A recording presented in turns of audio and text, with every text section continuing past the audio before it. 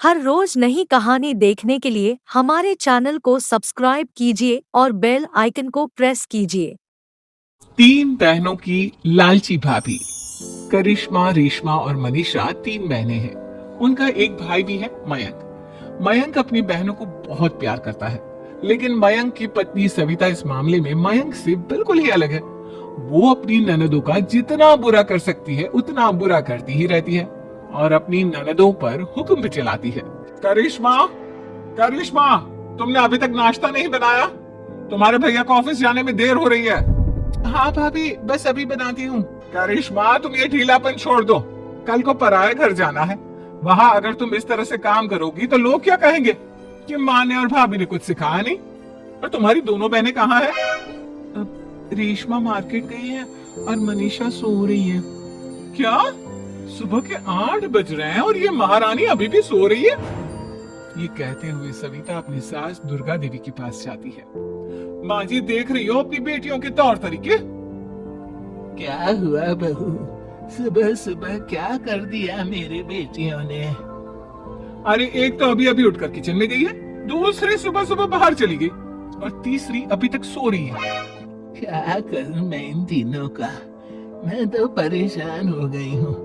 जा जाकर उठा उसे और रेशमा से मैं बात करती हूँ। सविता सीधा मनीषा के कमरे में जाती है और उससे कहती है, महारानी जल्दी उठो, सूरज सर पर आ गया है। भाभी, थोड़ी देर और सोने दो ना, मैं रात को लेट सोई थी। वो क्या ना, यूनिट टेस्ट चल रहे हैं। शराफत से उठती है या नहीं, या फिर पानी की भरी बाल्टी डालूं तेरे ऊपर? नहीं भाभी, मुझे बिस्तर में नहीं लाना, उठती हूँ मैं। मनीषा जल्दी से उठकर बाथरूम में चली जाती है। सभी आराम से बैठकर नाश्ता कर रहे होते कि तभी रेशमा बाजार से हाथ में सामान लिए आ जाती है। रेशमा को देखते ही सविता उस पर बरस पड़ती है। लो, आ गई महारानी। ऐसा भी क्या सामान लाना था जो सुबह आंख मलते ही बाजार की तरफ रवाना हो गई? भाभी, कल आप ही तो चीख रही थी कि घर का सारा सामान मुझे ही लाना पड़ता है, घर में किसी को भी किसी काम से कोई लेना देना नहीं है। अब मैं बाजार जाकर सामान ले आई तो आपको इस बात से भी तकलीफ हो रही है? देख रही हो माँ जी, अपनी बेटी की जुबान कैंची से भी तेज चलती है। और मयंक, आप तो कुछ कहेंगे नहीं अपनी लाडली बहन को। रेशमा, अपनी भाभी से ऐसे बात नहीं करते। चलो माफी मांगो। भैया, मैं क्यों माफी मांगू? आप भाभी से बोलिए ना कि हम पर कम हुक्म चलाया करे। हम इस घर की बेटियां हैं और आपकी पत्नी की ननद है, नौकरानी नहीं। लो, कर लो बात। इनकी भलाई के लिए कुछ भी बोलो तो इन्हें बुरा लग जाता है। इस घर में यही इज्जत है मेरी। देख लो माँ जी, आपकी बेटी किस लहजे में मुझसे बात कर रही है। सविता वहाँ से चली जाती है। मयंक को बहुत गुस्सा आता है, वो भी वहाँ से चला जाता है। फिर करिश्मा रेशमा को समझाती है, रेशमा, तुम्हें भाभी से माफी मांग लेनी चाहिए थी ना। लेकिन दीदी, मैंने कुछ किया ही नहीं, तो मैं माफी क्यों मांगू? हाँ करिश्मा दीदी, रेशमा दीदी जैसे ही घर में आई भाभी ही उन पर चिल्ला रही थी। हाँ, मैं मानती हूँ कि गलती भाभी की थी। मैं तो इसलिए बोल रही हूँ कि भाभी ने माँ को तो पूरी तरह अपने वश में कर लिया है। वो हमारी बात सुनती ही नहीं।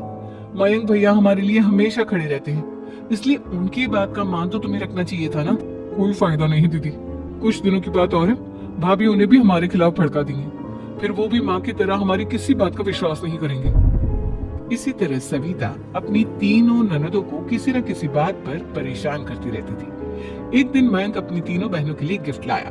करिश्मा, ये तुम्हारे लिए हार का सेट। रेशमा, तुम्हारे लिए सुंदर सी ड्रेस। और मनीषा, तुम्हें किताबें पसंद है ना, तुम्हारे लिए किताबें लाया हूँ। थैंक यू भैया। थैंक यू भैया। थैंक यू भैया। करिश्मा, तुम्हारा नेकलेस कितना सुंदर है, ये भैया कहाँ से ले आए होंगे? मैंने भैया को 3 दिन पहले फोन पर ये डिजाइन दिखाया था और आज भैया ये ले आए। सविता तो अपनी ननदों के गिफ्ट्स देखकर जल गई और करिश्मा का नेकलेस तो उसे भी बहुत पसंद आया था। अपनी बहनों के लिए कितना अच्छा नेकलेस लेकर आए हैं, मुझे कभी कोई गिफ्ट नहीं दिया। मैं आज ही ये हार चुरा लूंगी। रात में सविता करिश्मा का हार चुरा लेती है और इसी तरह उसे अपनी ननदों की जो भी चीज अच्छी लगती वो उसे मांगती नहीं, बल्कि रात के अंधेरे में चुरा लेती। इसी तरह दिन बीतते गए और सविता ने मयंक के दिल में भी उसकी बहनों के लिए नफरत पैदा कर दी। एक दिन मयंक ने करिश्मा और रेशमा के लिए रिश्ता देखा और ये बात उसने घर में सबको बताई। माँ, करिश्मा और रेशमा के लिए बहुत अच्छा रिश्ता आया है, वो लोग कल इन्हें देखने आ रहे हैं। आप और सविता मिलकर सारी तैयारी कर लेना। ये सुनकर करिश्मा और रेशमा खुश हो जाती है, लेकिन सविता सोचती है अगर इन दोनों बहनों की शादी हो गई तो घर और बाहर का काम कौन करेगा। मनीषा तो एक नंबर की कामचोर है, उससे तो किसी बात की उम्मीद लगाना ही बेकार है। मुझे इस शादी को रोकना होगा। अगले दिन सभी लड़के वालों की स्वागत की तैयारी करने में लगे होते हैं। तभी मयंक अपनी बहनों से आकर कहता है, तैयार हो गई तुम दोनों? देखो दोनों लड़के बहुत अच्छे हैं, मैं कोई कसर नहीं छोड़ना चाहता, इसलिए तुम उनके सामने अच्छे से बिहेव करना और अपनी भाभी से लड़ने मत लग जाना।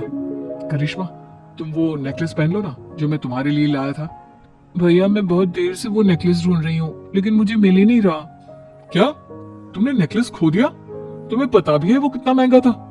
तुम कोई काम ढंग से नहीं कर सकती। मयंक गुस्से में वहां से चला जाता है। थोड़ी देर बाद लड़के वाले भी आ जाते हैं। वो दोनों बहनों को पसंद कर लेते हैं और रिश्ता पक्का हो जाता है। लेकिन सविता के दिमाग में तो कुछ और ही खिचड़ी पक रही थी। वो पंडित जी के पास करिश्मा की कुंडली लेकर जाती है और उन्हें पैसे देकर करिश्मा की कुंडली बदलवा देती है। जब लड़के वालों के पास करिश्मा की कुंडली जाती है तो वो दुर्गा को फोन करते हैं। बहन जी, हमने करिश्मा की कुंडली अपने पंडित जी को दिखाई थी। आपकी बेटी की कुंडली नहीं बल्कि दोषों का पिटारा है।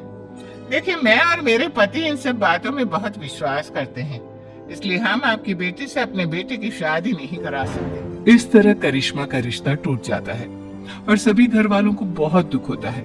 अब कविता सोचती है, चलो करिश्मा का तो रिश्ता टूट गया, अब रेशमा का भी रिश्ता तोड़ना है। क्या करूं? अब सविता आवाज बदलकर किसी अननोन नंबर से रेशमा के होने वाले ससुराल में फोन करती है। हेलो, मैं कौन हूँ कौन नहीं ये आपके लिए जानना जरूरी नहीं, बस इतना सुन लो कि रेशमा का 2 साल से किसी के साथ अफेयर चल रहा है। बस रेशमा का रिश्ता तोड़वाने के लिए सविता का इतना कहना काफी था। अब रेशमा का भी रिश्ता टूट गया। मयंक और दुर्गा देवी ने रेशमा को खूब खरी खोटी सुनाई और उससे बार बार उस लड़के के बारे में पूछने लगे। आप दोनों मुझे क्यों परेशान कर रहे हो? अरे कोई लड़का होगा मेरी लाइफ में तो मैं बताऊंगी ना, जब कोई है ही नहीं तो कहाँ से लाऊं मैं कोई लड़का? तेरे होने वाले ससुराल वालों को फोन किसने किया था?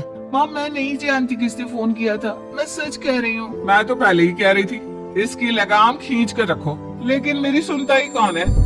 आप चुप रहिए भाभी, ये सब आपका ही किया धरा है।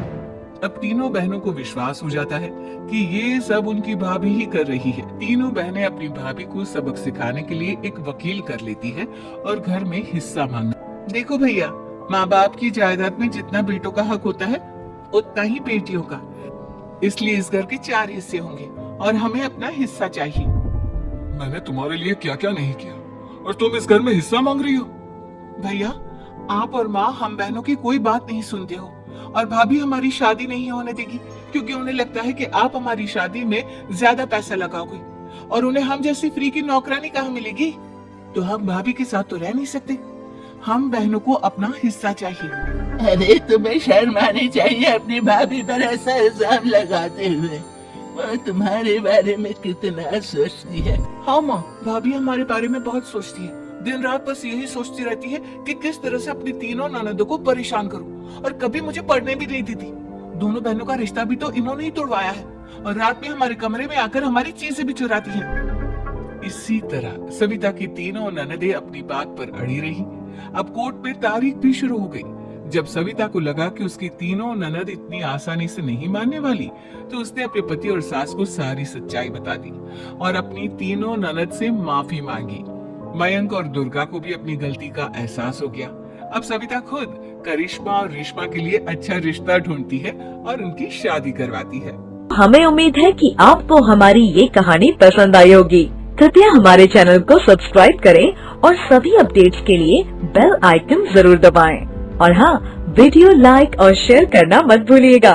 Bye bye.